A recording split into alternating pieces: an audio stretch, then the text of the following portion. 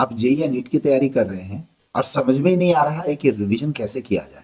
फॉर्मूले याद कितने भी कर लो, याद ही नहीं होते हैं। फॉर्मूले याद कर लो तो ये समझ में नहीं आता कि किसमें कौन सा फॉर्मूला लगाया जाए, और फॉर्मूला लगाना आ जाए तो कैलकुलेशन की प्रॉब्लम आ जाती है। तो न्यूमेरिकल में कहीं ना कहीं कुछ ना कुछ प्रॉब्लम्स होती ही रहती है, और सारे फॉर्मूले याद करना तो खैर नेक्स्ट टू इम्पॉसिबल है। क्या सचमुच में नेक्स्ट टू इम्पॉसिबल है? आप सचमुच में फॉर्मूले कमांड कर सकते हैं। ना सिर्फ फॉर्मूले आपको लर्न होंगे, बल्कि उन फॉर्मूले को किस तरह के क्वेश्चन में कैसे इस्तेमाल करना चाहिए, आपको इसका भी कमांड आ जाएगा। न्यूमेरिकल में किस तरह से खुराफात करके, छोटे छोटे हेराफेरी करके क्वेश्चंस की कैसे पूरी मीनिंग बदल जाती है, आपको ये भी हैंडल करना आ जाएगा। और अगर ये आ गया, फॉर्मूले कंट्रोल हो गए, तो 50% तो फिजिक्स वैसे ही पकड़ में आ जाएगी। अच्छा, कभी कभी वो असर्शन रीजन के क्वेश्चंस होते हैं ना, स्टेटमेंट बेस्ड क्वेश्चंस होते हैं, जहां पर शब्दों का कुछ कलाकारी कर दिया जाता है। ऐसे एनसीईआरटी के स्टेटमेंट्स होते हैं जहां से चुन करके क्वेश्चंस निकाले जाते हैं, बड़ी आसानी से कंफ्यूज किया जा सकता है बच्चों को। तो उस तरह के क्वेश्चन की क्विजिंग, ग्राइंडिंग, उन पर अगर ब्रेनस्टॉर्मिंग हो तो फिर वो कैटेगरीज ऑटोमेटिकली आसान हो जाते हैं। ऐसे कौन से टेक्निक का इस्तेमाल किया जाए कि आगे की चीजें तो सीखते जाएं मगर पीछे की चीजें भूले नहीं? क्या ऐसा कोई टेक्निक हो सकता है क्या? मतलब एक मैजिकल प्लान है। सुनना चाहते हैं? चलिए बताता हूँ। बेटा, ये प्रोग्राम जो है जेई मेंस, जो अप्रैल 1 से लेकर के अप्रैल 8 के बीच में एनलिस्टेड है 2025 के लिए, उसके लिए प्रोग्राम है। नीट जो कि मई 4 2025 के लिए लिस्टेड है, उसके लिए प्रोग्राम है। How to win the battle, इसके की फीचर्स में सबसे पहला पॉइंट मैंने रखा है साइंटिफिकली स्ट्रक्चर्ड रिवीजन प्लान होगा ये। दूसरा पॉइंट यहां पर देखिए बच्चों, proportionate focus on high weightage chapters. इसके बारे में मैं टेक्निकली कैसे हैंडल करने वाला हूं अभी थोड़ी देर में बताऊंगा। Next, important FAQ, formula and question. तो आपके सामने हर चैप्टर में देखिए, किसी चैप्टर में 30 फॉर्मूले होंगे, किसी में 40 या 50 होंगे, तो किसी में 15 या 20 होंगे। 1000 से ज्यादा फॉर्मूले फिजिक्स में है। अब बहुत मुश्किल से इसके अंदर ऐसे 300 या 400 फॉर्मूले हैं जो अक्सर एग्जाम में यूज होते हैं। तो इनकी कैटेगरी को आइडेंटिफाई करना कि कौन से हॉट फॉर्मूले हैं और वो आपके टिप पर होने चाहिए, और कौन से फॉर्मूले हॉट तो नहीं है बट वो कभी कभी परेशान करते हैं एग्जामिनेशन हॉल में, और उनको कैसे हैंडल करना है इफ रिक्वायर्ड, तो वो आपको यहाँ पर हैंडल करना सिखाया जाएगा। और सिर्फ क्वेश्चन डिस्कस नहीं किया जाएगा, उन क्वेश्चंस को और कैसे कैसे ट्विस्ट किया जा सकता है, वो सारी बातें यहाँ पर क्विज के फॉर्म में हम डिस्कस करेंगे। Next, NCERT based quiz. तो जैसा कि मैंने बताया कि कई सारे स्टेटमेंट बेस्ड क्वेश्चंस होते हैं, आपने देखा था 2024 में भी कुछ क्वेश्चंस थे जो स्टेटमेंट्स डायरेक्ट एनसीईआरटी से उठाए गए थे, और उनकी वजह से सुप्रीम कोर्ट में भी केस गया। तो उसके लिए यहाँ पर हम पहले से तैयार होंगे। इसके अलावा डाउट क्लियरिंग सेशंस होंगे, और ये सेशन जो है पूरा ये ऑनलाइन होगा, लेकिन फिजिक्स आचार्य की क्लासेस में आप कभी भी क्लासेस मिस नहीं करते हैं।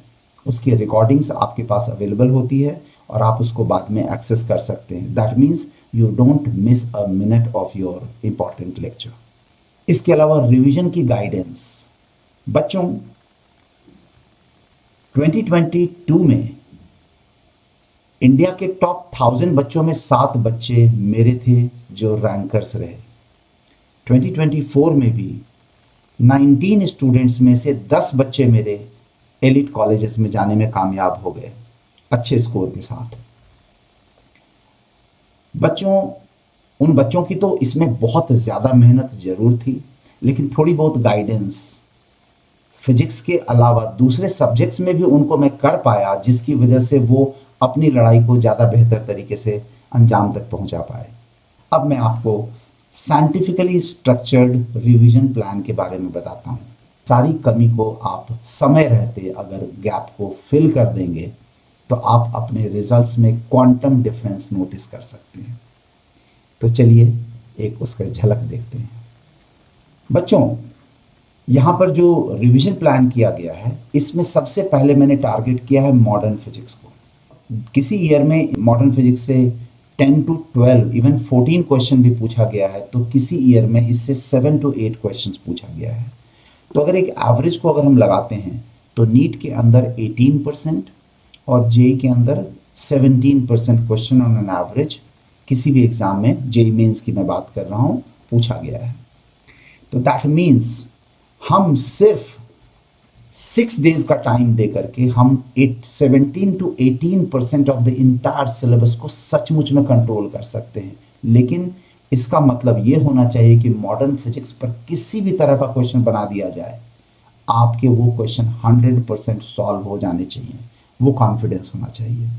सेकेंड राउंड में हम units and measurement and kinematics पे जाएंगे।